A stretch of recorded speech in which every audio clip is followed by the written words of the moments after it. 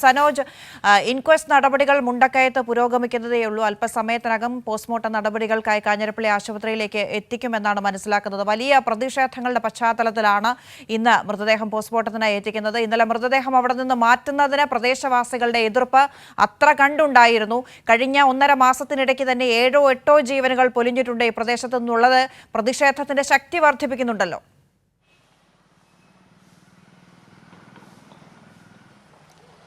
തീർച്ചയായിട്ടും അന്ന സൂചിപ്പിച്ചതുപോലെ തന്നെ ആ പ്രദേശത്ത് നിരന്തരമായിട്ടുള്ള കാട്ടാനയുടെ ആക്രമണം ഉണ്ടാവുന്നുണ്ട്. 2 ജില്ലകളുടെ അതിർത്തി പ്രദേശം കൂടിയാണ് ഇവിടം. ഒന്ന് കോട്ടയം ജില്ലയും മറ്റൊന്ന് ഇടുക്കി ജില്ലയും. ഒരു ഭാഗത്ത് കുരുത്തോട് പഞ്ചായത്തും മറുവശത്ത് പെരുവന്താനം പഞ്ചായത്തുമാണ്. ശബരിമല വനപ്രദേശവുമായി അതിർത്തി പങ്കിടുന്ന ഒരു പ്രധാനപ്പെട്ട ഇടമാണ് ഈ TR&T എസ്റ്റേറ്റ് എന്ന് പറയപ്പെടുന്നത്. ഈ ഭാഗം ജോസിൽ സൂചിപ്പിച്ചതുപോലെ തന്നെ ആ പ്രദേശത്ത് റീപ്ലാന്റേഷൻ നടക്കാത്തതുകൊണ്ട് റബ്ബർ തോട്ടം കാട് കയറി വനഭൂമിക്ക് സമാനമായ സാഹചര്യമാണ് ഇപ്പോഴുള്ളത്. അതുകൊണ്ട് തന്നെ കൂട്ടമായി എത്തുന്ന ആനകൾ പലപ്പോഴും അവിടെ വലിയ തോതിലുള്ള ആക്രമണം കാട്ടാറുണ്ട്. അതുകൊണ്ട് തന്നെ തോട്ടം തൊഴിലാളികൾ ഭീതിയോടുകൂടിയാണ് പലപ്പോഴും അവിടെ കഴിയുന്നത്.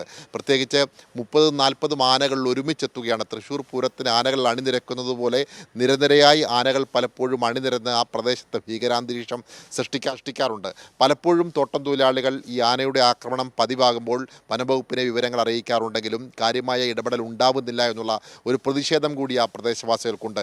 അങ്ങനെയുള്ള സാഹചര്യത്തിൽ കാര്യങ്ങൾ മുന്നോട്ട് പോകുന്നതിനിടയിലാണ് ഇന്നലെ സോഫിയ എന്ന് പറയപ്പെടുന്ന വീട്ടമ്മ മരണപ്പെടുന്ന ഒരു സാഹചര്യമുണ്ടായത്. അവർ കുളിക്കാൻ വേണ്ടി വീടിന് സമീപത്ത് നിന്നും 300 മീറ്റർ മാറിയുള്ള ഒരു ചെറിയ ഓലി, അതായത് ചെറിയ വെള്ളം താഴുമ്പോൾ ആളുകൾ ചെറിയ കുഴി കുത്തി കുളിക്കാൻ വേണ്ടി ക്രമീകരണം ഒരുക്കുന്ന ഒരു പ്രദേശമാണ്. അവിടെ ഈ സോഫിയയുടെ മകളും ഒപ്പമാണ് അവിടെ എത്തിയത്. ആദ്യം മകൾക്ക് മാനസിക ശാരീരിക വെല്ലുവിളി നേരിടുന്ന ഒരു പെൺകുട്ടി കൂടിയാണ്. മകളെ കുളിപ്പിച്ച് വീട്ടിലാക്കിയതിനു ശേഷം വീണ്ടും സോഫിയ കുളിക്കാൻ വേണ്ടി അവിടെ എത്തുകയായിരുന്നു. അവിടെ എത്തുമ്പോഴാണ് പതിയിരുന്ന കാട്ടാന വെള്ളം കുടിക്കാൻ വേണ്ടി അവിടെ എത്തുകയും സോഫിയയെ ആക്രമിക്കുകയും അവിടെ വെച്ച് തന്നെ സോഫിയ മരണപ്പെടുകയും ചെയ്ത സാഹചര്യം ഉണ്ടായത്.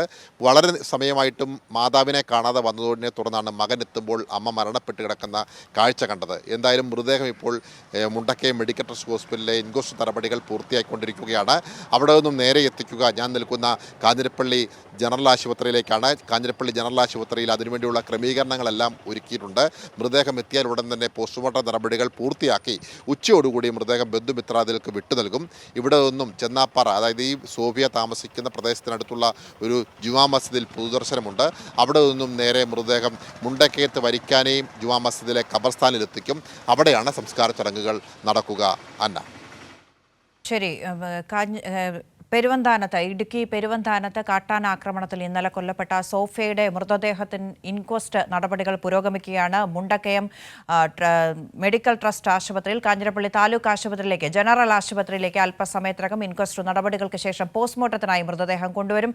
സനോജ് സുരേന്ദ്രനും ജോസൽ സെബാസ്റ്റ്യനുമാണ് വിശദമായ വിവരങ്ങൾ നൽകിയത്.